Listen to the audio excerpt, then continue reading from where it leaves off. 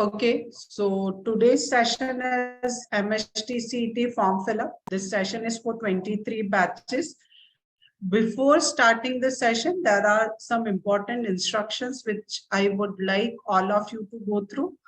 First of all, I would like to parents to know this thing that ICAT has already started the exams, the test series like FTSM for mains, for CET. So the students, many students are attending, but few are not attending. Though we have done many absentee calling, हमने जो बच्चे अभी final test series join नहीं कर रहे हैं उनके घर पे काफी बार कॉलिंग करवाई है। और मैं पेरेंट्स को ये एडवाइस करूंगी कि ये जो हाई टाइम है बच्चों का, वो बेसिकली टेस्ट सीरीज बच्चा जितना ज्यादा क्लासेस में आके देगा उतना ही ज्यादा बच्चे को बेनिफिट होगा। बिकॉज अभी हम लोग बच्चे अगर कुछ एग्जाम देते टाइम कुछ मिस्टेक्स कर रहे हैं तो हम उसको रेक्टिफाई कर पा रहे हैं। सो अगेन, अगर आपका बच्चा आपको बोलता है या बच्चों को ऐसा लग रहा है कि वेस्टेज ऑफ टाइम में 3 घंटे का पेपर देना, तो यू आर रॉन्ग। आप जितने ज्यादा एग्जाम्स देंगे उतना ही ज्यादा आपको फाइनल एग्जाम्स में आपका एक पैटर्न सेट हो जाएगा। सो डू नॉट थिंक कि क्लासेस में एग्जाम है तो मैं ना जाऊं। आप टेस्ट सीरीज अटेंड करिए, टेस्ट सीरीज अटेंड करने के बाद आंसर की से एनालिसिस करिए। फिर आपको कोई डिफिकल्टी रहता है तो आप यहाँ पे आके टीचर्स को डाउट्स पूछ सकते हैं। बट अगर आप एग्जाम ही अटेंड नहीं करेंगे तो सबसे बड़ा इशू ये होगा कि आप फाइनल एग्जाम में डर जाएंगे। आपको कहीं ना कहीं एक फियर होगा, कहीं ना कहीं आप साइकोलॉजिकली फियर में रहेंगे। So this is how we suggest all the students to attempt as many as exams they can. They should come for the final test series to ICAT center ताकि आपके analysis में we can help you out. So without taking much of time regarding these instructions, I'll start the today's session.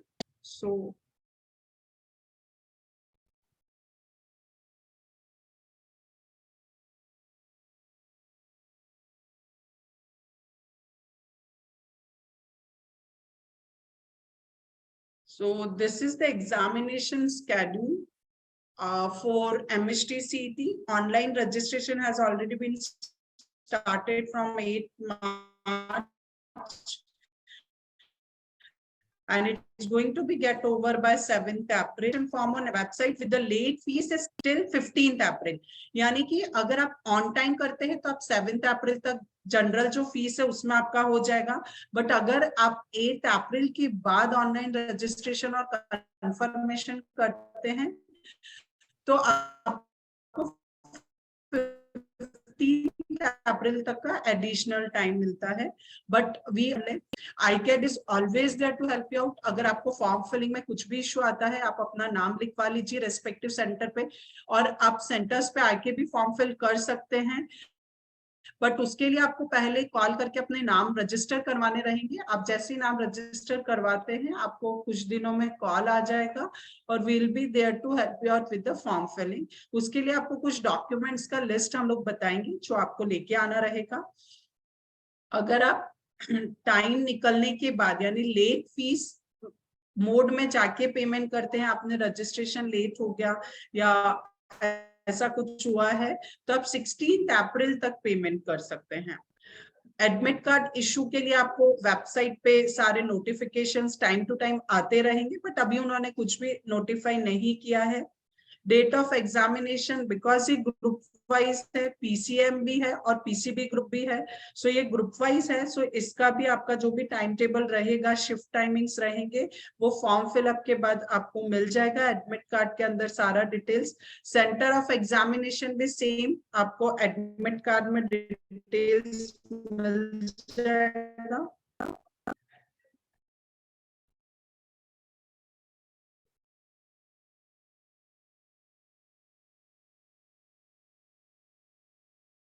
अब जो हम groups की बात कर रहे हैं, PCM ग्रुप जनरली आपका इंजीनियरिंग एडमिशंस के जो एस्पायरेंट है वो PCM ग्रुप में करते हैं। PCB group is for biology related, that is physics, chemistry, biology. So आप जो आपने कोर्सेज प्लान किए हैं, जैसे अगर आपने B pharm D pharm plan किया है for engineering, and same time सबके टाइमिंग्स अलग अलग हैं, 2 शिफ्ट में एग्जाम होने वाला है। सो 7:30 AM शिफ्ट 1 है and shift 2 is 12:30। Last entry जो एग्जामिनेशन हॉल में है वो 8:45 AM को है मॉर्निंग शिफ्ट वालों को, और आफ्टरनून शिफ्ट वालों को 1:45 PM है। फर्स्ट लॉगिन यानी बिकॉज आपका सीबीटी यानी कंप्यूटर बेस्ड एग्जाम है, सो इसका फर्स्ट लॉगिन इंस्ट्रक्शन जो मॉर्निंग शिफ्ट वाले 9 बजे वाले बच्चे हैं उनको 8:50 AM को पहला इंस्ट्रक्शन रीड करने का लॉगिन परमिटेड है। जो शिफ्ट 2 वाले बच्चे हैं उनको 1:50 यानी एग्जाम के 10 मिनट पहले। 9 बजे वाले बच्चों को 8:50 पे फर्स्ट इंस्ट्रक्शन रीड करने के लिए लॉगिन करना है, आपको लॉगिन अलाउ हो जाएगा। एंड जो 2 बजे शिफ्ट वाले यानी आफ्टरनून शिफ्ट वाले बच्चे हैं उनको 1:50 अलाउ होगा। End of online examination, because ये 3 घंटे का एग्जामिनेशन है, तो आपका मॉर्निंग वालों का 12 बजे पेपर खत्म होगा एंड आफ्टरनून वालों का 5 o'clock पेपर खत्म होगा। कैंडिडेट के जो रिस्पॉन्सेज हैं वो बाद में आपको वेबसाइट पे आपके लॉगिन में मिल जाएंगे। Submission of objections on question paper, ये सारी जो भी डिटेल्स हैं आपको time to time website check करनी है और आपको वेबसाइट पे सारी डिटेल्स मिल जाएंगे। सो बेसिकली आपको सिर्फ ये ध्यान रखना है कि आपका जो फर्स्ट जो एंट्री है हॉल में परमिटेड एग्जामिनेशन हॉल में वो 15 मिनट बिफोर है, यानी आप 15 मिनट 8:45 के बाद आपको, अगर आप मॉर्निंग शिफ्ट में तो 8:45 और अगर आप आफ्टरनून शिफ्ट में तो 1:45, उसके बाद आपको एग्जामिनेशन हॉल में एंट्री नहीं मिलेगी इन एनी सर्कमस्टेंसेस। सो मैं जैसा हमेशा से पेरेंट्स को सजेस्ट करते और मैं फिर से रिपीट करूंगी कि बेटर है कि आपको जैसे ही एग्जामिनेशन हॉल एलोकेट होता है, आप 1 या 2 दिन पहले जैसे ही आपको टाइम में जाना है, सेम टाइम पे अगर आप 1 या 2 दिन पहले विजिट कर लेते तो आप डिसाइड कर पाते कि मुझे कौन सा पाथ फॉलो करके एग्जामिनेशन हॉल में पहुंचना है। सो एग्जामिनेशन हॉल में आप बच्चे को मत ले जाइए 2-3 दिन पहले, जैसे भी आपका टाइम एडजस्ट होता है आप एग्जामिनेशन हॉल पहले ही विजिट कर लीजिए, अलोकेटेड सेंटर आप एड्रेस के साथ जाके कंफर्म कर लीजिए, तो आपको लास्ट डे कोई स्ट्रेस नहीं होगा। नहीं तो क्या होता है, आपके लिए सेंटर नया है, आप रास्ता ढूंढते हैं, आपको इरिटेशन होती है, एड्रेस मिलता नहीं है, कहीं ट्रैफिक होता है। सो बेटर है आप पहले ही विजिट कर लीजिए ताकि आप बच्चे को ऑन टाइम पहुंचा पाए।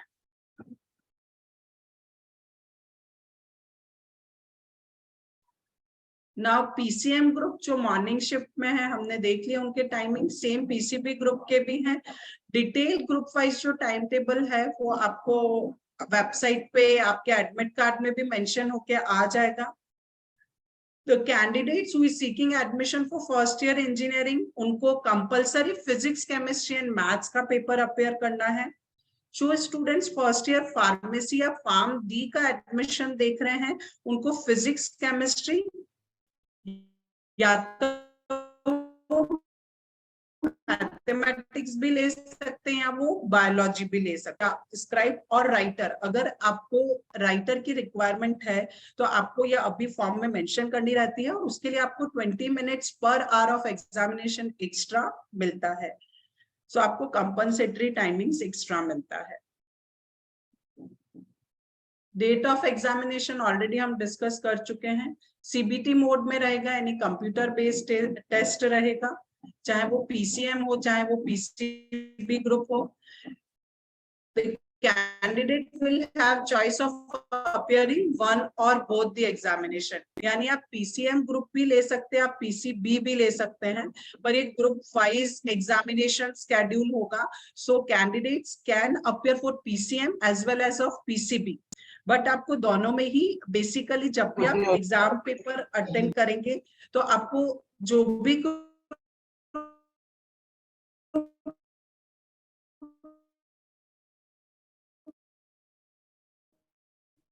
असाइन हो आप ऐसा नहीं कर सकते वो दूसरे ग्रुप में डालें कि मैंने फिजिक्स केमिस्ट्री पीसीएम ग्रुप में मुझे फिजिक्स केमिस्ट्री में मार्क्स अच्छे आए और पीसीबी ग्रुप में मुझे बायोलॉजी में मार्क्स अच्छे आए, तो मैं फिजिक्स केमिस्ट्री के मार्क्स को बायो वाले ग्रुप में डाल दूं, वैसा नहीं है। हर ग्रुप के मार्क्स उसी ग्रुप के लिए एप्लीकेबल रहेंगे। क्वेश्चन जो आपका पेपर रहेगा, जो सिलेबस रहेगा, वो आपका state council of education syllabus जो रहेगा वो भी आपका स्टेट बोर्ड के हिसाब से रहेगा। वेटेज जो रहेगा वो स्टैंडर्ड 11 को 20% एंड स्टैंडर्ड 12 को अप्रोक्सीमेटली 80% रहेगा। मोस्ट इंपॉर्टेंट थिंग कि आपकी नेगेटिव मार्किंग नहीं है सीईटी में, so there will be no negative marking. आपकी जो जेई और नीट का जो डिफिकल्टी लेवल है उसी डिफिकल्टी लेवल का almost difficulty level same maintain होता है। और पेपर जो क्वेश्चन पेपर है वो एमएसटी सीईटी 2 का ऑलरेडी प्रिपरेशन कर रहे हैं, आपको मालूम होगा। पेपर 1 मैथमेटिक्स का रहेगा, पेपर 2 फिजिक्स एंड केमिस्ट्री का रहेगा। मैथ्स में पर क्वेश्चन 2 मार्क्स का रहेगा, टोटल मार्क्स 100 हो जाएंगे। ड्यूरेशन सबका 90 मिनट्स रहेगा। यहां से एक इंपॉर्टेंट चीज है कैंडिडेचर टाइप, यानी कि बिकॉज ये महाराष्ट्र स्टेट लेवल का एग्जाम है, तो जो रिजर्वेशन रहता है जिसे बोलते हैं रिजर्व्ड सीट्स, उसके लिए आपके कुछ पर्टिकुलर नीड्स रहती हैं जो आपको फुलफिल करनी रहती हैं। यानी वो कैंडिडेट कैसे डिसाइड होगा कि महाराष्ट्र स्टेट से बिलोंग करता है, उसके लिए कुछ कैटेगरीज हैं जो टाइप ए से टाइप ई तक हैं। फॉर्म फिल करते टाइम सबसे ज्यादा कंफ्यूजन यहाँ पे होता है और दूसरा कंफ्यूजन होता है सर्टिफिकेट्स में। सो हम इस एलिजिबिलिटी क्राइटेरिया को समझ लेते हैं। टाइप ए, आप जब फॉर्म फिल करते तो आपको वहां पे टाइप्स पूछता है ए बी सी डी और E. So when it comes to type A, SSC और एचएससी या डिप्लोमा और इंजीनियरिंग वाले जो बच्चे हैं वो या तो खुद महाराष्ट्र में उनका बर्थ है या फिर उनके पास महाराष्ट्र का डोमिसाइल है। So candidates passing SSC and also HSC or diploma in engineering or bachelor's of science examination from a recognized institution in Maharashtra state. तो पहला एलिजिबिलिटी क्राइटेरिया स्टेट लेवल का ये है कि या तो आपने एसएससी और HSC यानी 10th एंड 12th, या फिर अगर आप डिप्लोमा के आपके लिए एप्लीकेबल नहीं है, सो अगर आप 10th एंड 12th आपने महाराष्ट्र स्टेट से किया है तो आप एलिजिबल हैं, या फिर आपके पास महाराष्ट्र स्टेट का डोमिसाइल है, मतलब आपका बर्थ महाराष्ट्र स्टेट में हुआ है, तो भी आप स्टेट के कॉलेजेस के लिए जो रिजर्व्ड सीट्स है उसमें आप क्लेम कर सकते हैं। जो कैंडिडेट्स टाइप ए में नहीं आते हैं लेकिन उनके फादर और मदर के पास स्टेट ऑफ महाराष्ट्र का डोमिसाइल है, तो वो लोग भी एलिजिबल हैं स्टेट कैटेगरी के कॉलेजेस में एडमिशन के लिए। सो बट आपका टाइप बी हो जाएगा, यानी आप टाइप ए में नहीं आ रहे बट आपके फादर या मदर के पास डोमिसाइल है, तो you will come under category B, type B. Type C मतलब वो कैंडिडेट जो ए और बी से बिलोंग नहीं करते हैं बट आपके फादर या मदर गवर्नमेंट ऑफ इंडिया और गवर्नमेंट ऑफ इंडिया के अंडरटेकिंग, अभी जो उनकी ड्यूटी है महाराष्ट्र स्टेट में है, जब तक कि आप लास्ट डेट ऑफ सबमिशन, यानी कि आपके father mother currently Maharashtra state में वर्किंग है तो भी आप क्लेम कर सकते हैं। बट उसमें ये क्राइटेरिया है कि last date for submission of application form तक वो वहां पे उस पर्टिकुलर महाराष्ट्र स्टेट में वर्किंग होने चाहिए। टाइप डी यानी ए बी और सी में नहीं आते हैं बट वो गवर्नमेंट ऑफ महाराष्ट्र के एम्प्लॉय हैं या फिर रिटायर्ड एम्प्लॉय हैं। टाइप ई जिन्होंने एसएससी और एचएससी महाराष्ट्र स्टेट से किया है या बॉर्डर के कॉलेजेस से, महाराष्ट्र और कर्नाटक बॉर्डर एरिया से किया है और उनकी मदर टंग मराठी है, तो वो लोग भी टाइप ई कैटेगरी में आते हैं। सो बहुत सिंपल है। मैक्सिमम बच्चे जो अभी हमारे साथ हैं टाइप ए में आएंगे क्योंकि वो एचएससी का एग्जाम और एसएससी उन्होंने मैक्सिमम बच्चों ने महाराष्ट्र से दिया होगा, so they will come under type A. But अगर आपका नहीं टाइप ए में फिट होता है तो आप please B C D E में आप चेक कर लीजिए अपनी एलिजिबिलिटी। इसमें आपको कोई कंफ्यूजन रहता है तो आप end of the session question पूछ सकते हैं या सेंटर पे आके हमसे मिल सकते हैं। एक होता है ऑल इंडिया कैंडिडेचर, यानी आप ऑल इंडिया आप सीईटी के थ्रू अप्लाई नहीं कर रहे हैं, बट आप ये किसी भी उसमें फिट नहीं हो रहे हैं, बट आप इंडिया के स्टूडेंट हैं, नेशनलिटी आपके इंडियन है, तो आप बेसिकली जेई और नीट के थ्रू ये कोर्सेज में अप्लाई कर सकते हैं। बट इसमें आपको जो रिजर्व सीट्स रहती है उसका बेनिफिट नहीं मिलेगा, आपको डायरेक्टली जेई या नीट के थ्रू अप्लाई करना पड़ेगा। और एक और कैंडिडेचर है माइनॉरिटी, अगर आप माइनॉरिटी से बिलोंग करते हैं तो आपको वहां पे माइनॉरिटी कैंडिडेचर सेलेक्ट करना रहेगा। ये कुछ लिंक्स हैं जो आपको एंड ऑफ द सेशन हम लोग शेयर कर देंगे चैट बॉक्स के अंदर। इसमें एक रजिस्ट्रेशन साइट का लिंक है, इंफॉर्मेशन बुलेटिन है एंड यूजर मैनुअल है। सो यूजर मैनुअल में बेसिकली आपको बताया गया है कि कैसे फॉर्म फिलअप करना, उसके स्क्रीनशॉट्स हैं। I will just take you through with the user manual once.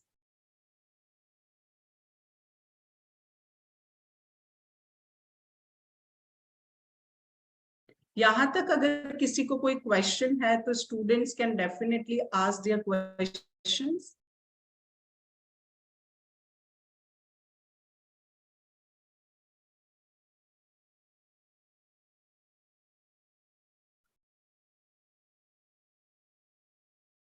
यहाँ तक किसी को कोई क्वेश्चन, कोई डिफिकल्टी?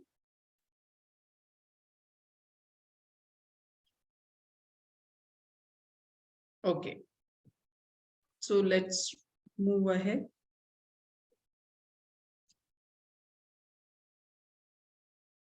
श्रद्धा, मेरी आवाज क्लियर आ रही है?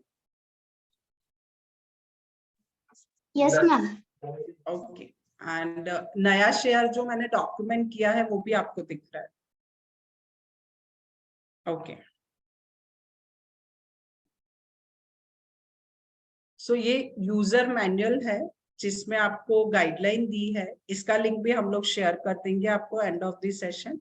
हम इसके जो इम्पोर्टेंट हाइलाइट्स है वो आपको बता देते हैं। सबसे पहले आपके पास एक चेकलिस्ट बना होना चाहिए। आप चाहिए तो इसका स्क्रीनशॉट ले लीजिए या फिर आप user manual after this session भी रेफर कर सकते हैं। आपकी चेकलिस्ट में पहली चीज आती है मोबाइल नंबर। ये मोबाइल नंबर, जैसा आपने जेई का भी फॉर्म भरा होगा तो आपको वहां मोबाइल नंबर और ईमेल आईडी दो चीजें फिल करनी पड़ी होंगी।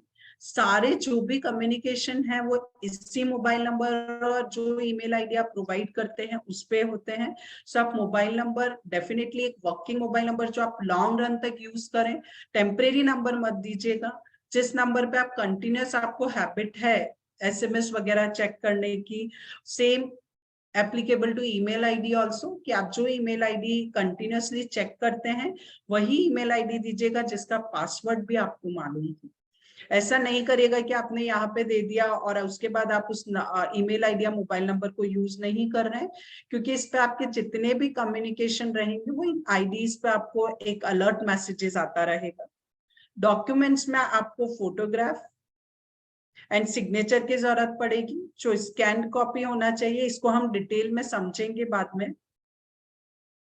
इसका एक फिक्स डायमेंशन है और यहाँ पे भी क्रॉप का ऑप्शन अवेलेबल है जब आप डॉक्यूमेंट अपलोड करते हैं। तो जब हम ये एक्सरसाइज करेंगे तब आपको समझ में आ जाएगा। सो सबसे पहले आपको वेबसाइट पे जाना है, जो लिंक हम लोग शेयर कर देंगे। उस लिंक में आपको न्यू रजिस्ट्रेशन पे क्लिक करना है। वेबसाइट का लिंक है cetcell.mahacet.org। ये लिंक आपको चैट बॉक्स में मिल जाएगा आफ्टर द सेशन। आपको इस लिंक पे जाना है। लिंक पे जाने के बाद आपको ऐसा दिखाई देगा। स्क्रीन पे आप देखेंगे तो आपको यहाँ पे न्यू रजिस्ट्रेशन दिखाई दे रहा है। सो ये जो न्यू रजिस्ट्रेशन है आपको वहां पे क्लिक करना है। When you will click on the new registration, आपको कुछ टर्म्स एंड कंडीशंस दिखेंगी। आपको आई एक्सेप्ट एंड प्रोसीड, आप चाहें तो ये टर्म्स एंड कंडीशन पढ़ सकते हैं। बट ये टर्म्स एंड कंडीशन पे अगर आप टिक नहीं करते हैं, आई एक्सेप्ट नहीं करते हैं, तो आपको फॉर्म में आगे नहीं ले जाने दिया जाएगा। सो ये सारी कंडीशंस आप पढ़ लीजिए, but somehow we had to accept all the conditions. So आपको आई एक्सेप्ट एंड प्रोसीड पे क्लिक करना है। जैसे ही आप आई एक्सेप्ट एंड प्रोसीड पे क्लिक करते हैं, सबसे पहले आपको रजिस्ट्रेशन डिटेल्स मांगी जाती है, जैसे कैंडिडेट का पूरा नाम, आपको अपना नाम 10th एंड 12th की मार्कशीट के अकॉर्डिंग फिल करना है। जैसे ये एग्जाम्पल में डाला हुआ है Arohi Raghunath Bidkar, so Arohi is the student name, Raghunath उनके फादर का नाम है एंड बिडकर उनका सरनेम है। सो आपको जो भी 10th एंड 12th में आपकी मार्कशीट में आपका नाम लिखा हुआ है, आपको वहां से आपका पूरा नाम पिक करना है। फादर नेम जैसा मैंने बताया, आरोही रघुनाथ बिडकर में पहले स्टूडेंट का नाम है, फिर फादर का नाम है, इसलिए यहाँ पे आपके फादर नेम में फादर का सिर्फ फर्स्ट नेम आएगा, बिकॉज आप सरनेम पहले ही प्रोवाइड कर चुके हैं। सो आपको सिर्फ रघुनाथ, जो भी आपके फादर का नाम है, सिर्फ नाम डाला है। मदर नेम में भी क्लियरली मेंशन है फर्स्ट नेम ओनली, सो आपको उसमें सिर्फ मदर का पहला नाम डालना है। आप मेल फीमेल आपका जो भी जेंडर है वो सेलेक्ट करना है। सो ये बेसिक डिटेल्स हैं जो आपको यहाँ पे फिल करनी है। जब आप ये बेसिक डिटेल्स फिल करते हैं, आपको आपका परमानेंट एड्रेस, यानी अभी जो हम फिल कर रहे हैं ये स्टूडेंट की रजिस्ट्रेशन डिटेल्स फिल कर रहे हैं। सो यहाँ पे आपका जो बेसिक एड्रेस है, आपका नाम है, आपका डेट ऑफ बर्थ है, ये सारी डिटेल्स आपको फिल करनी है। ये जब आप फिल करेंगे, आपको परमानेंट एड्रेस में एड्रेस लाइन 1 2, सो आपको अपना एड्रेस यहाँ पे फिल करना है, state, taluka. Address of correspondence, address of correspondence जो है वो आपका करस्पॉन्डेंस एड्रेस है। यहाँ पे आपको अपना, अगर आपका सेम है तो आप सेम डाल सकते हैं। अगर आपका एड्रेस अलग है, अगर आप यहाँ पे एक ऑप्शन है, मैं आपको यूज करके बताती हूँ।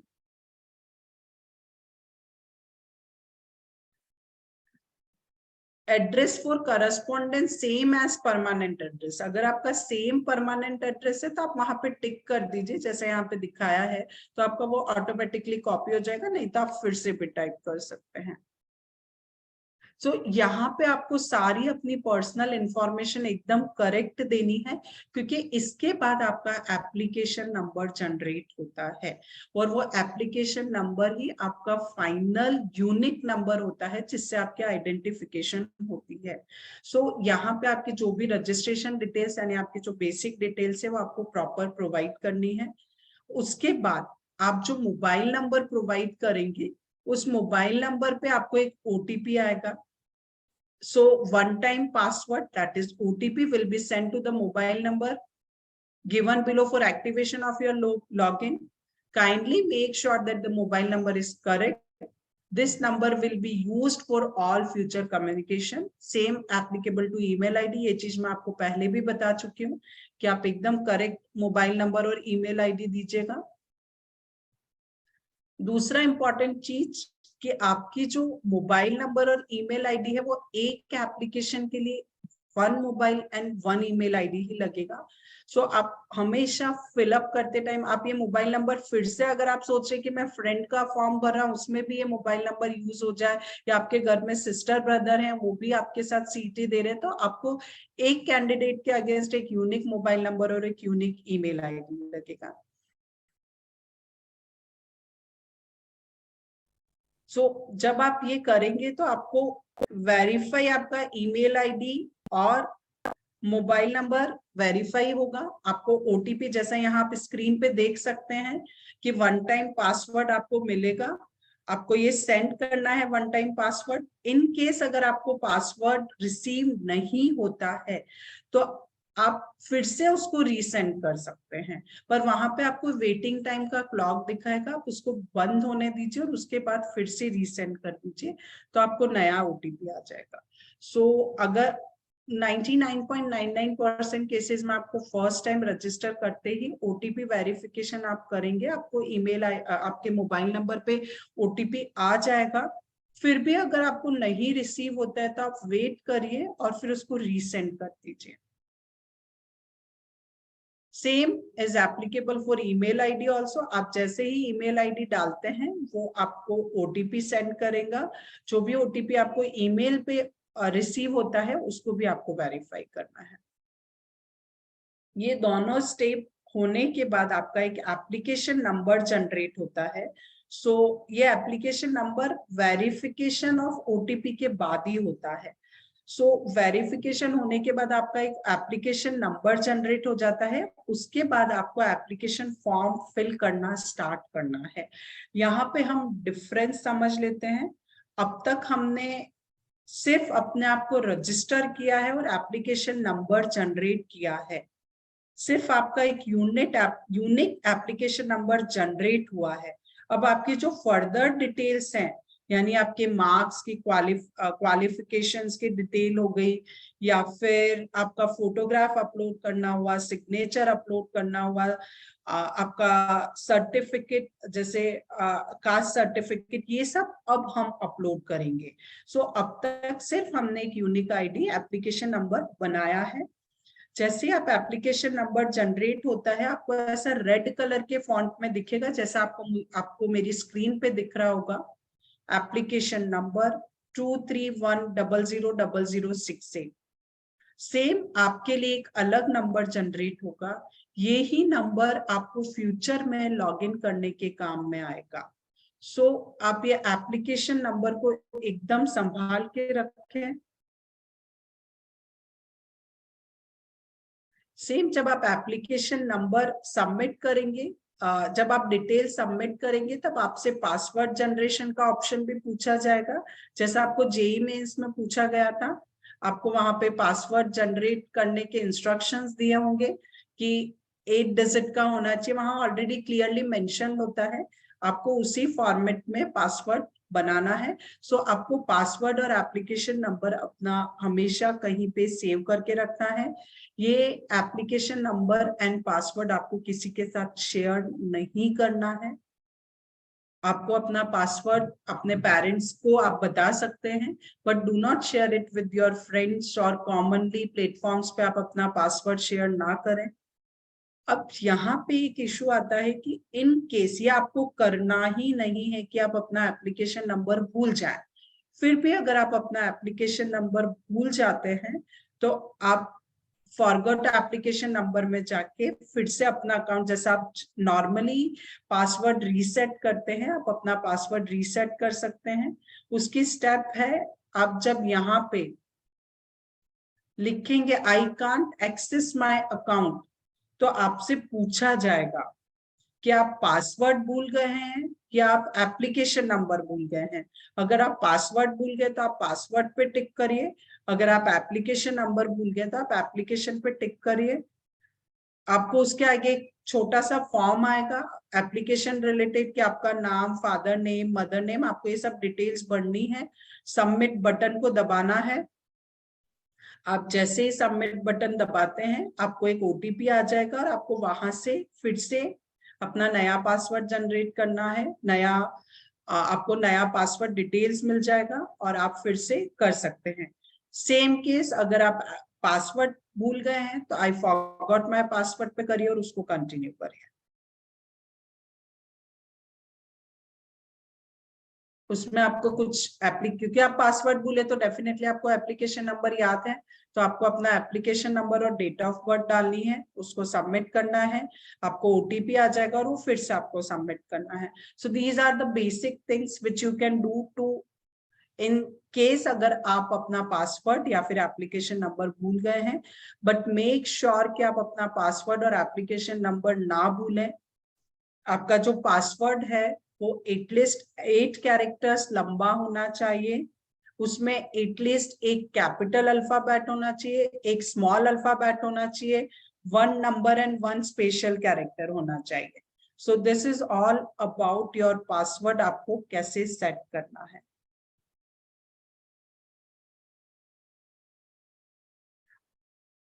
ये आपका पासवर्ड रीसेट की स्टेप्स हो गई। अब आ जाता है हमको बेसिकली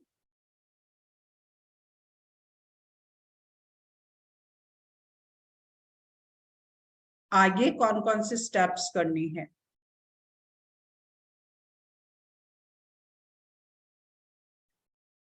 सो अभी तक हमने रजिस्ट्रेशन स्टेप 1 रजिस्ट्रेशन कंप्लीट कर लिया है। अभी स्टेप 2 आ जाता है डोमिसाइल एंड कैटेगरी डिटेल्स। तो आप जब इतना फिल कर लेंगे तो आपको ये स्टेप्स ऑटोमेटिकली दिखाई देंगे अलोंग विद द स्टेटस। आप राइट साइड में स्टेटस देखिए, कंप्लीट, इनकम्प्लीट। देखिए हमने रजिस्ट्रेशन और पर्सनल डिटेल्स फिल कर ली हैं, तो वहां पे हमको कंप्लीट दिखा रहा है, और जो हमारी नहीं हुई है स्टेप्स वहां पे इनकम्प्लीट दिखा रहा है। तो जैसे डोमिसाइल एंड कैटेगरी डिटेल्स अभी हमने फिल नहीं की है, तो वहां इनकम्प्लीट दिखा रहा है, आपको इनकम्प्लीट पे क्लिक करना है। आप जैसे ही इनकम्प्लीट पे क्लिक करते हैं, आपको डोमिसाइल डिटेल्स का ऑप्शन दिखने लगता है। उस ऑप्शन में क्लियरली, आप मेरी स्क्रीन पे देखेंगे, उसमें क्लियरली लिखा रहता है, are you domiciled in the state of Maharashtra. आपको यस और नो सेलेक्ट करना है। डोमिसाइल अगर आप महाराष्ट्र के हैं तो आपको फर्दर अपनी सारी डिटेल्स देनी रहेंगी कि आपकी कैटेगरी क्या है। ये फॉर्म ऑटोमेटिकली आगे जाता जाएगा। आपको कैटेगरी डिटेल्स फिल करनी रहेंगी। कैटेगरी डिटेल्स मतलब आप ओपन कैटेगरी से बिलोंग करते हैं, SC ST से करते हैं, NT से करते हैं, तो जो भी आपकी कैटेगरी डिटेल्स है वो आपको फिल करनी रहेगी।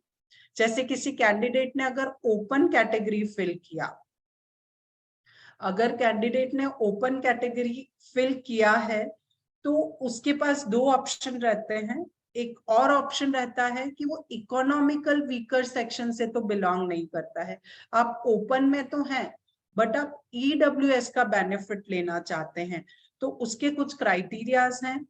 EWS कैटेगरी सिर्फ वही बच्चे फिल कर सकते हैं जिनकी फैमिली इनकम सारे सोर्सेस से मिला के लेस या तो 8 लाख से कम हो या 8 लाख तक हो। सिर्फ वही बच्चे ओपन में तो आएंगे बट इकोनॉमिकली वीकर सेक्शन का बेनिफिट ले सकते हैं।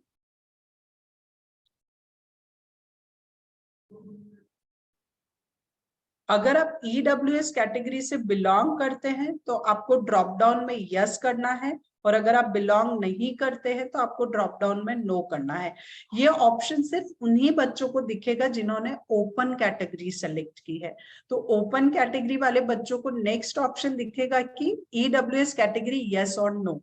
सो आप EWS कैटेगरी अगर यस करते हैं तो उसके बाद आपको उसका स्टेटस बताना रहेगा कि आपके पास EWS सर्टिफिकेट ऑलरेडी अवेलेबल है या फिर आपने उसके लिए अप्लाई किया हुआ है।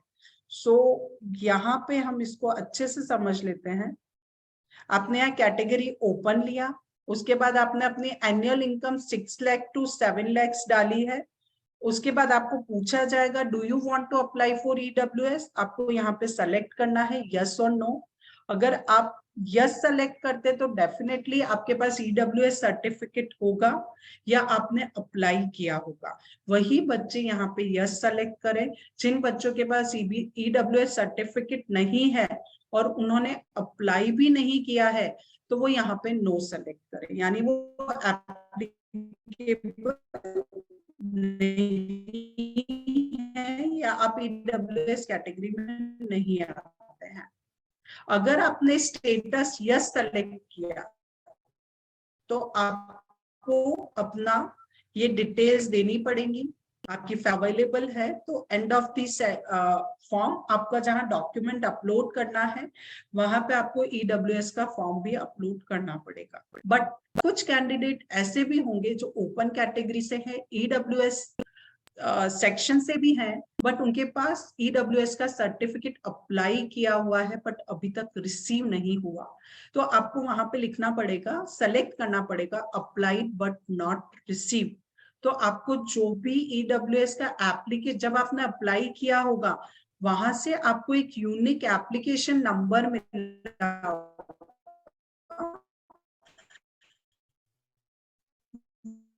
वो नंबर और वो डिटेल्स आपको यहाँ पे डालनी है। SC ST डालना है,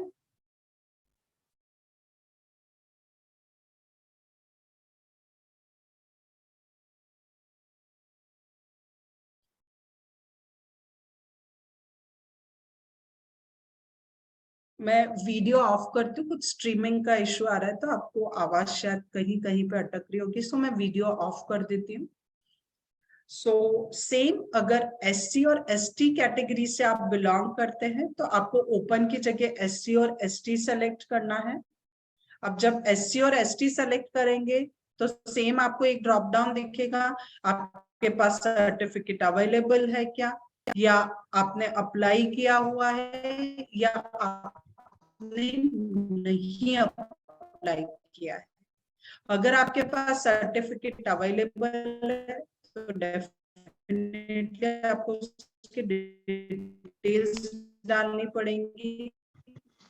अगर आपके अवेलेबल नहीं है बट आपने अप्लाई करेंगे, उसमें भी आप मिला होगा जिसमें आपको ये डिटेल्स मिल जाएंगी, आपको वहां से फिल करना है। और अगर आपने सर्टिफिकेट अप्लाई ही नहीं किया है तो आप ऑटोमेटिकली ओपन कैटेगरी में चले जाएंगे। सो आपको वहां पे अप्लाई नॉट अप्लाइड पे क्लिक करना है और आपका ऑटोमेटिकली ओपन कैटेगरी में काउंटिंग हो जाएगा। सो आपको रिजर्वेशन कैटेगरी का बेनिफिट नहीं मिल पाएगा। सो इट्स एडवाइजेबल कि आप पहले ही अपने जितने भी सर्टिफिकेट्स हैं आपके पास ऑलरेडी अवेलेबल होने चाहिए। Same is applicable for SC, अगर सर्टिफिकेट नॉट अप्लाइड है तो आप ओपन कैटेगरी में चले जाएंगे। सेम आपका जो दूसरी कैटेगरीज है एनटी वगैरह, उसमें भी आपको सेम फिल करना है। ड्रॉप डाउन में आपको दिखेगा applied, applied but not receive, available, applied but not receive और नॉट अप्लाइड।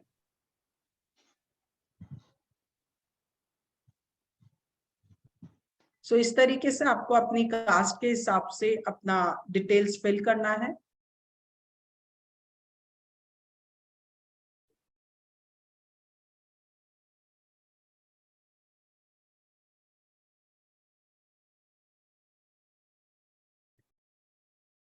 सेम अगर आपका डिसेबिलिटी का सर्टिफिकेट है तो आपको वो, और आपका डिसेबिलिटी आपके पास स्टेट का सर्टिफिकेट है और आप अप्लाई उस बेनिफिट को लेना चाहते हैं तो डेफिनेटली आपको वहां पे सेलेक्ट करना पड़ेगा एंड सेव एंड प्रोसीड करना पड़ेगा। और अगर आप नहीं उस कैटेगरी में आते तो आपको नो करना पड़ेगा। अब आता है अगला स्टेप, क्वालिफिकेशन डिटेल्स का।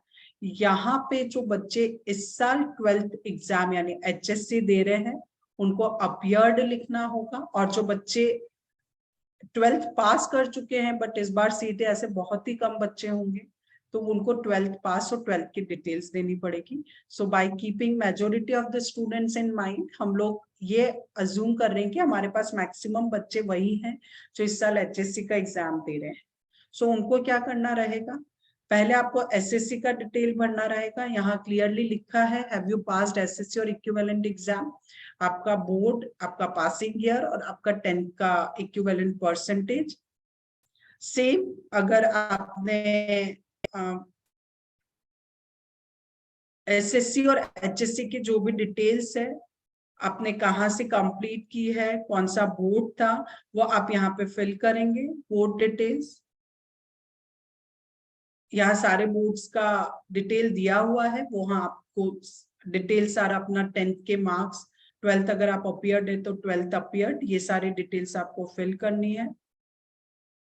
आपको स्कूल का नाम, स्कूल, सिटी, एड्रेस, ये सारी डिटेल्स आपको फिल करनी है। बोर्ड डिटेल्स आपको फिल करनी है, कौन से ईयर में आपने एसएससी पास किया वो आपको डिटेल फिल करनी है। सो आप जैसे जैसे फॉर्म आपके सामने ऑटोमेटिक ये सारी डिटेल्स मांगता जाएगा, आपको ऑटोमेटिक सारी डिटेल्स दिखती जाएंगी और आपको पर्सनली अपने हिसाब से फिल करनी है। पर यहाँ पे एक इम्पॉर्टेंट पॉइंट आता है कि जो महाराष्ट्र बोर्ड के बच्चे नहीं है, सीबीएसई के हैं या किसी और बोर्ड के बच्चे हैं, तो उनको क्या करना पड़ेगा, आपको उसके इक्विवेलेंट परसेंटेज में कन्वर्ट करना पड़ेगा। So here the candidates needs to convert marks, if marks are awarded in grades, convert it into equivalent percentage. तो आपको अपने जो भी ग्रेड्स हैं, आप स्कूल से हेल्प आउट ले सकते हैं कि या आपके सर्टिफिकेट के पीछे भी ग्रेडिंग सिस्टम का परसेंटेज कन्वर्जन का क्राइटेरिया लिखा होता है। सो अगर आपके पास 10th के मार्क्स ग्रेड में है तो आप उनको परसेंटेज में कन्वर्ट कर लीजिए और आपको यहाँ पे परसेंटेज ही पढ़ने रहेंगे। अब आ जाता है 12th का। अभी तक हमने 10th की बात की। अगर आप 12th ये 2023 में एग्जाम दे रहे हैं तो आपको यहाँ लिखना पड़ेगा अपियरिंग फॉर 12th, और अगर नहीं दे रहे तो no. So are you appearing or appeared 12th in 2023? If the candidate has passed HSC or equivalent from India, he should select yes, और otherwise आपको no select करना पड़ेगा। अब आ जाता है यहाँ पे ग्रुप सिलेक्शन। ये बहुत इंपॉर्टेंट है। आपके पास दोनों ग्रुप सेलेक्ट करने के भी ऑप्शन रहते हैं। सो आप सब्जेक्ट ग्रुप कौन सा लेना चाहते हैं, पीसीबी लेना चाहते हैं, पीसीएम लेना चाहते हैं, या पीसीएम एंड पीसीबी दोनों लेना चाहते हैं, आप दोनों भी सेलेक्ट कर सकते हैं। आपको language of examination, question paper का लैंग्वेज क्या चाहिए, इंग्लिश, मराठी, उर्दू, वो ऑप्शन भी है, आप वो भी सेलेक्ट कर सकते हैं। अब एक और इम्पॉर्टेंट चीज है कि एग्जामिनेशन डिटेल में सेंटर सिलेक्शन में आप क्या सेलेक्ट करना चाहते हैं। अगर आप सेंटर महाराष्ट्र का सेलेक्ट करना चाहते हैं तो डेफिनेटली आप ड्रॉप डाउन में महाराष्ट्र ले लीजिए। पर ये एक एग्जाम्पल, कर्नाटका स्टेट में अगर जैसे आप महाराष्ट्र के कैंडिडेट हैं, आपका पूरा स्कूलिंग वगैरह महाराष्ट्र से हुआ है, बट रिसेंटली आप कर्नाटका से एग्जाम देना चाहते हैं due to some personal reasons, तो उस कंडीशन में आपको एग्जामिनेशन सेंटर अगर कोई भी अदर स्टेट में चाहिए अपार्ट फ्रॉम महाराष्ट्र, तो आपको यहाँ से एग्जामिनेशन सेंटर के लिए वो पर्टिकुलर स्टेट सेलेक्ट करना पड़ेगा। ठीक है, आप महाराष्ट्र नहीं सेलेक्ट करेंगे बिकॉज अगर आप महाराष्ट्र से ये तो ऑटोमेटिकली आपको यहाँ की सिटीज दिख जाएंगी और आप उसको सेलेक्ट कर सकते हैं। बट अगर आप आउट ऑफ महाराष्ट्र के कैंडिडेट, आउट ऑफ महाराष्ट्र में एग्जाम देना चाहते हैं, इट्स नॉट अबाउट कैंडिडेट कहाँ के, it's about the examination centre, तो आपको पर्टिकुलरली वो स्टेट सेलेक्ट करनी पड़ेगी जहां से आप एग्जाम के लिए अपीयर होना चाहते हैं। सो एग्जामिनेशन सेंटर में आपका फर्स्ट एग्जामिनेशन सेंटर आपने स्टेट सेलेक्ट कर लिया, देन प्रेफरेंस आपको 4 मिनिमम सिटीज सेलेक्ट करनी है। सो जैसे आपने, जिसने बाहर का दिया है उसने अपना पहले स्टेट सेलेक्ट किया, अदरवाइज आप डायरेक्टली नागपुर, जो भी सिटीज आपको नियर बाय लगता है वो 4 सिटी सेलेक्ट कर लीजिए। बेसिकली फर्स्ट प्रेफरेंस जो आप देते हैं वहीं पे आपको एग्जामिनेशन सेंटर मिलता है। तो बहुत रेयर ऐसा होता है कि आपको प्रेफरेंस 2 या प्रेफरेंस 3 या प्रेफरेंस 4 के सेंटर मिले।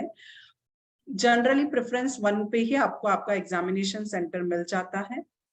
नेक्स्ट स्टेप आता है आपको फोटो एंड सिग्नेचर अपलोड करने का। तो आपको फोटो एंड सिग्नेचर अपलोड करने के लिए ऑटोमेटिक, जब आप स्टेप बाय स्टेप आगे जाते जाएंगे तो ये ऑटोमेटिक आपका नेक्स्ट विंडो ओपन होता जाएगा। अब आपको यहाँ पे ओपन बटन पे क्लिक करना है और आपको अपना फोटो जो है आपके पास अगर अवेलेबल है तो आप वहां से, आप ये साइड देखेंगे तो आपको फोल्डर से सिलेक्शन का ऑप्शन मिलता है। अभी तो सब लोग बहुत ज्यादा टेक से भी हैं, सबको मालूम है। सो आपको अपने पर्टिकुलर फोल्डर में जहां आपने रखा है अपना फोटोग्राफ, आप वहां से सेलेक्ट कर लीजिए और उसको अपलोड कर लीजिए। यहाँ पे क्रॉपिंग का ऑप्शन भी है, विंडो दिखेगी आपको उसी साइज में उसको फिट करना है। आप यहाँ पे क्रॉप कर सकते हैं, अगर आपका फोटो बड़ा या छोटा है, बड़ा है तो आप उसको क्रॉप कर लीजिए। वहां पे ऑटोमेटिक सारे ऑप्शन दिख रहे हैं, ओपन, क्रॉप, और जब आपको पूरा लगता है अभी मेरा फोटो सेट हो गया तो आप उसको अपलोड कर लीजिए।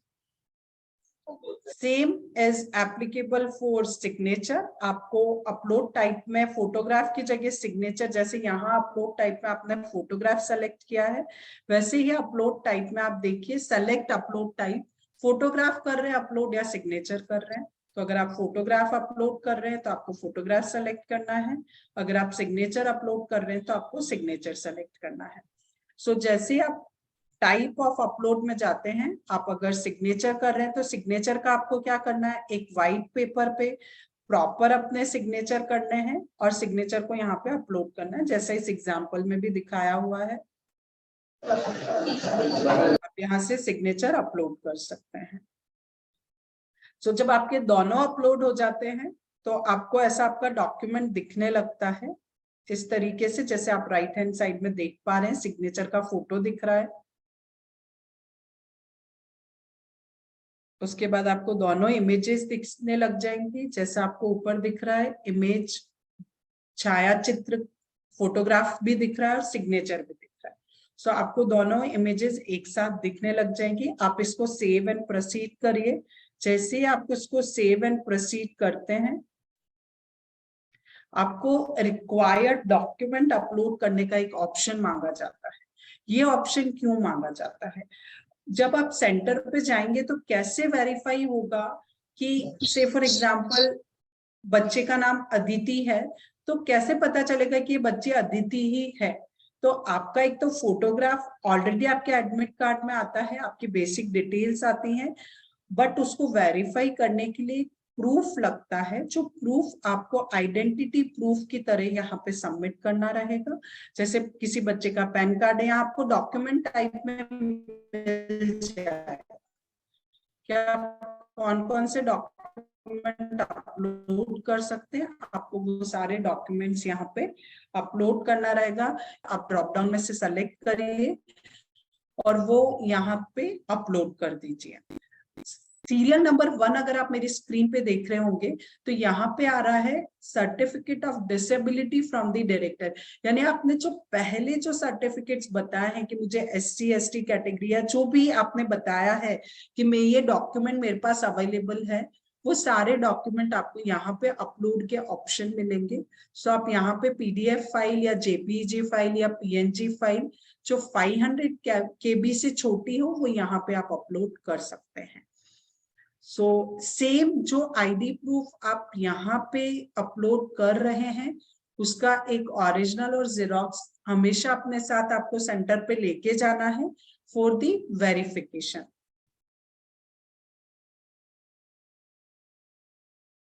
सो यहाँ पे आप डॉक्यूमेंट अपलोड कर देंगे। जब जैसे ही आपके डॉक्यूमेंट अपलोड हो जाते हैं इस तरीके से आपके डॉक्यूमेंट वहां पे दिखने लग जाएंगे।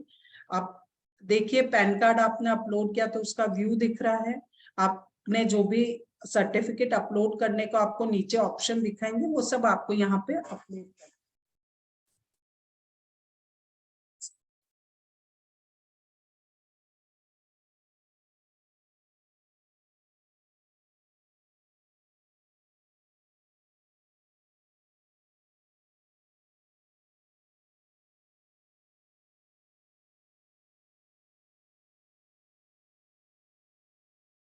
सो आप अपने जो भी डॉक्यूमेंट्स हैं प्रूफ ऑफ आइडेंटिटी वो आप यहाँ पे सबमिट करेंगे।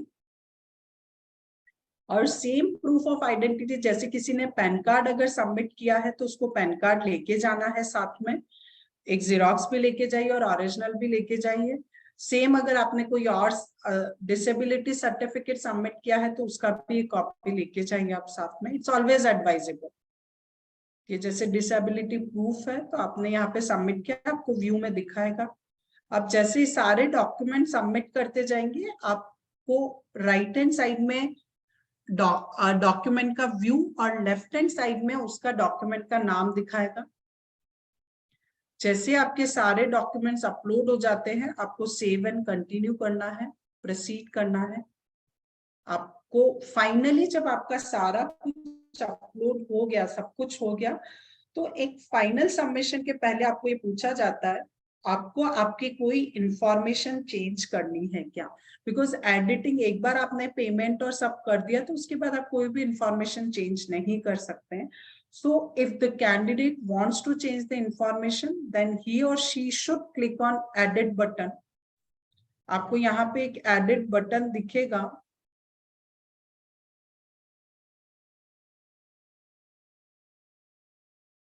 वो edit button पे आपको क्लिक करना है।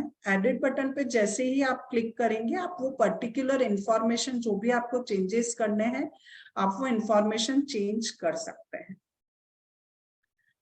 जैसे पर्सनल डिटेल्स का आपको दिखेगा, आपको वहां कुछ चेंजेस करने हैं, वहां एडिट बटन आपको डिटेल्स के सामने ही दिख जाएगा। सो आप वहां पे क्लिक करिए। और आप वहां से अपनी सारी डिटेल्स चेंज कर सकते हैं इन केस अगर आपको करनी है तो। और आपको लगता है कि ये सारी डिटेल्स करेक्ट हैं तो आप वहां पे final submission proceed for payment की तरफ जाएंगे। जो एडिट बटन है आप देखिएगा, आप जैसे क्वालिफिकेशन डिटेल्स के आगे आपको एक आइकॉन दिख रहा होगा जिसमें पेन जैसा बना हुआ है, राइट? तो ये इस पे आप क्लिक करेंगे तो आप उसको एडिट कर पाएंगे। सेम फोटोग्राफ में भी आपको सेम ही आइकॉन दिख रहा होगा, सेम फोटोग्राफ एंड सिग्नेचर में दिख रहा है। So this is all about if you want to do any changes. Once you find आपका सब कुछ प्रॉपर है और आपने सारे इंस्ट्रक्शंस पढ़ लिए हैं, यहाँ पे एक और इम्पॉर्टेंट चीज है कि आपका जो कास्ट सर्टिफिकेट है वो आपका 31 मार्च 2024 तक वैलिड होना चाहिए। So you are required to upload and this NCL and all valid up to 31st March 2024. Now here you need to go for proceed for payment. आप पेमेंट के लिए प्रोसीड करेंगे। आपको पेमेंट के लिए ऑनलाइन पेमेंट का ही option है। Online payment में थ्रू QR कोड आप कर सकते हैं, आप नेट बैंकिंग के थ्रू कर सकते हैं, वहां पे सारे ऑप्शंस दिखाता है। अगर आप ऑनलाइन पेमेंट करने जा रहे हैं तो आपको रेजर पे सेलेक्ट करना पड़ेगा, उसको प्रोसीड करना पड़ेगा। उसको प्रोसीड करेंगे और उसके बाद जो भी आपके कार्ड के डिटेल्स या UPI आप QR कोड के थ्रू कर रहे हैं तो वो सारी डिटेल्स पे आपको अपनी पर्सनल बैंकिंग डिटेल्स जो भी मांगता है, जो आप हर ट्रांजेक्शन में यूज करते हैं, वो आपको प्रोवाइड करवानी है। और once you will be done, आपका एप्लीकेशन फॉर्म पूरा सबमिट हो जाएगा, आपका पेमेंट डन हो जाएगा। जैसे वो पेमेंट डन होता है आप यहाँ पे प्रिंट एप्लीकेशन फॉर्म लेके रख लीजिए।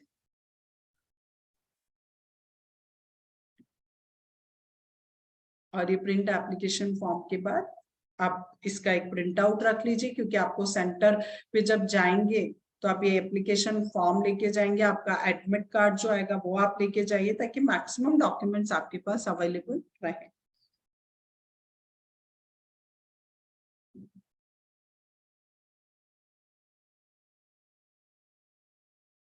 ये यूज ऑफ माय अकाउंट जो है, अगर आपने बोथ नहीं सेलेक्ट किया है और बाद में आपको लगता है कि मैंने PCMA सेलेक्ट किया बट मुझे PCB भी सेलेक्ट करना था, तो आप उस टाइम पे जाके यूज ऑफ माय अकाउंट का यूज कर सकते हैं।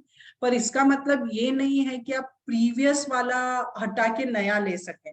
आपने अगर PCM ग्रुप सबमिट कर दिया है, अब आपको लग रहा है कि मुझे PCB ग्रुप भी लेना है, तो आप यूज ऑफ माय अकाउंट पे जाके ऐड ग्रुप पे जाके PCB ग्रुप भी अटैच कर दीजिए। और इस टाइम आपको PCB ग्रुप की जो एक्स्ट्रा फीस है वो फिर से पे करनी पड़ेगी। ये सिर्फ उन कैंडिडेट्स के लिए है जिन्होंने पहले PCM ग्रुप भरा था और बाद में उनको लगा कि मुझे PCB भी भर देना चाहिए। सिर्फ ये उन कैंडिडेट्स के लिए है।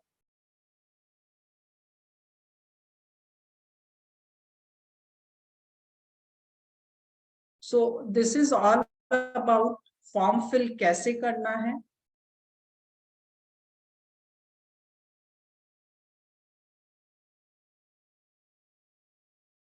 आपके कोई क्वेश्चन एंड आंसर्स हैं, आप अनम्यूट करके पूछ सकते हैं। हमारे साथ मयंक सर भी अवेलेबल है, who is expert in guiding the students for form fill up.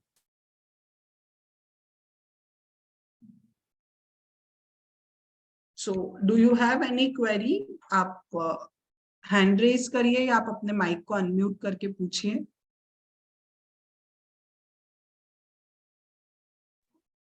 Hello. हाँ बोलिए।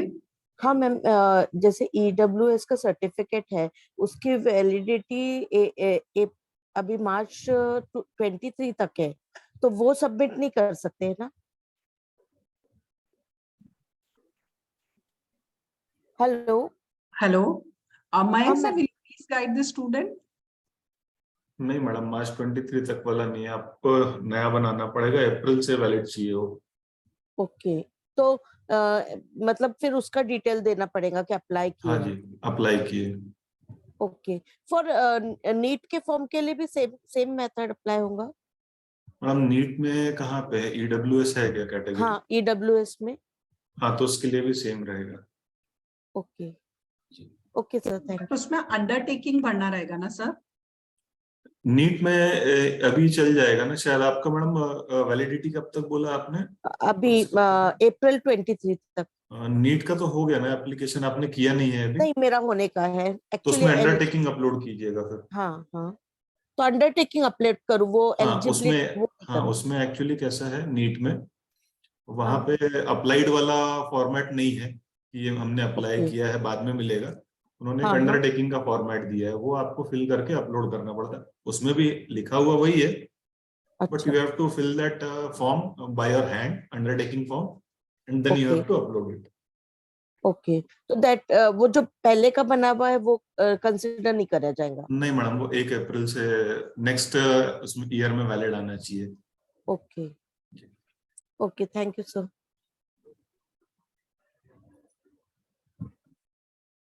और किसी का कोई question, query?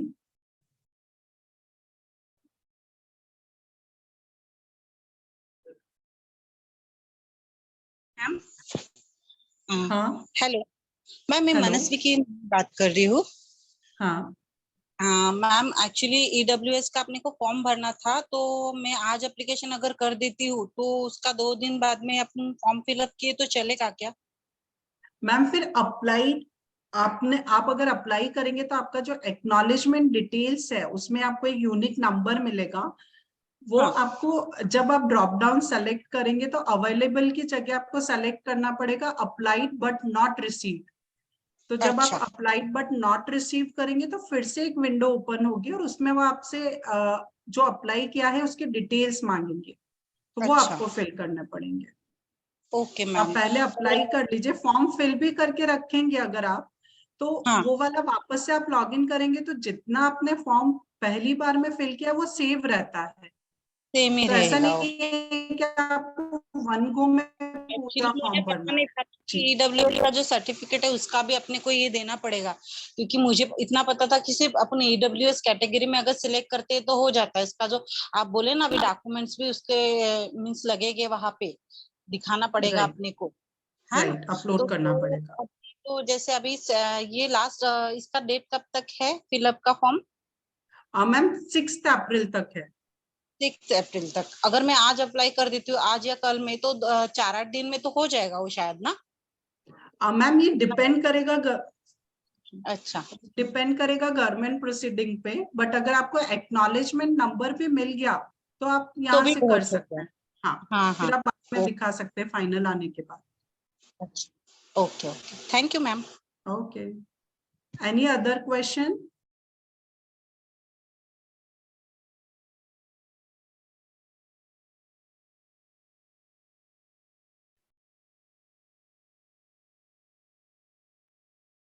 We have Sarang sir with us who would like to talk to students. I'll just hand over it to him.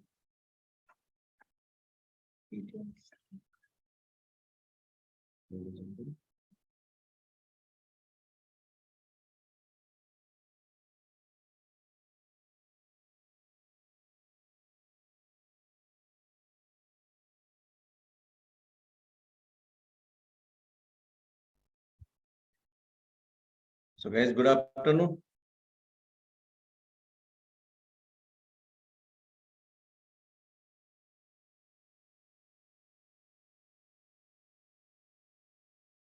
Good afternoon. आपको आवाज आ रही है? Taken. हाँ, आप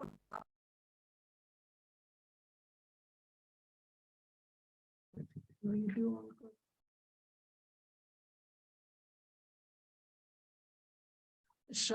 मयंक सर आवाज आ रही है? हाँ आवाज आ रही है।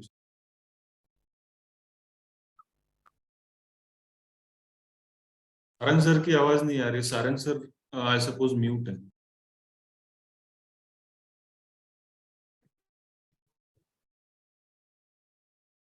Mind sir, they can unmute themselves, people. Yes sir. अच्छा, ओके, बराबर. So guys, very good afternoon, and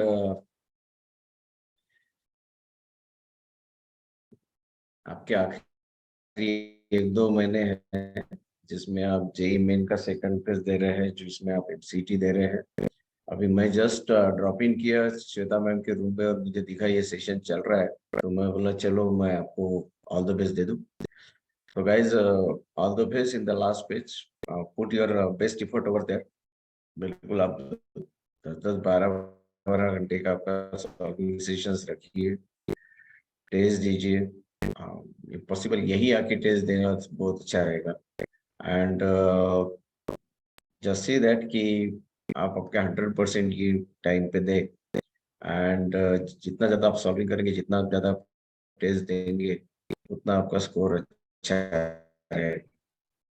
so wish you all the best. Thank you guys. Thank you very much.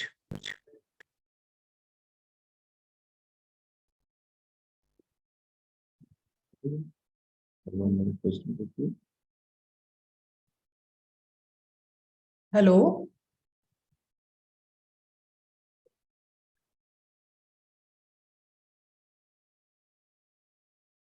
और कोई क्वेश्चंस हैं आपके? So we'll end up this session for today. As I told you earlier also कि ICAD में सारी test series start है. आप ज्यादा से ज्यादा टेस्ट सीरीज ये टाइम पे दीजिए, ताकि अगर आपसे कोई मिस्टेक हो रही है तो हम टाइम टू टाइम उसको एनालिसिस करके आपको गाइड कर सकेंगे.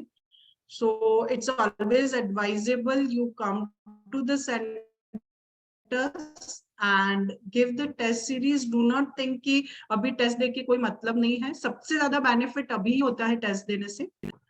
अगर आपको फॉर्म फिलअप में कोई भी गाइडेंस चाहिए, आप डेफिनेटली सेंटर्स विजिट कर सकते हैं, अपने नाम लिखवा सकते हैं, और हम लोग अकॉर्डिंगली आपको कॉल करके आपको फॉर्म फिलअप में हेल्प कर देंगे, या आप सेंटर से भी फॉर्म कर सकते हैं. Thank you so much. Thank you.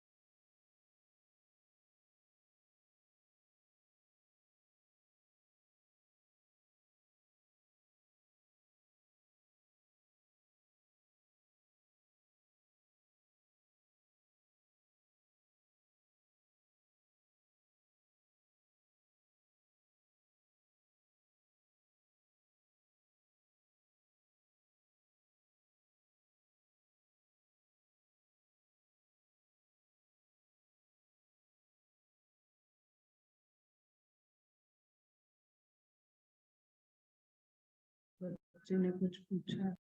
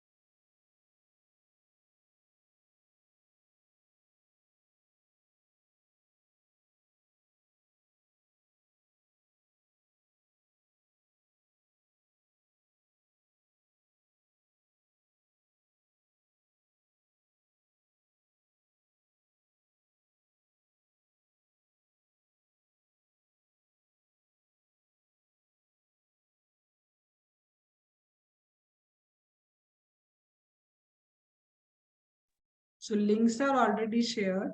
We will put it in notice board also, in notifications in Parent Connect app. You can copy it from there also.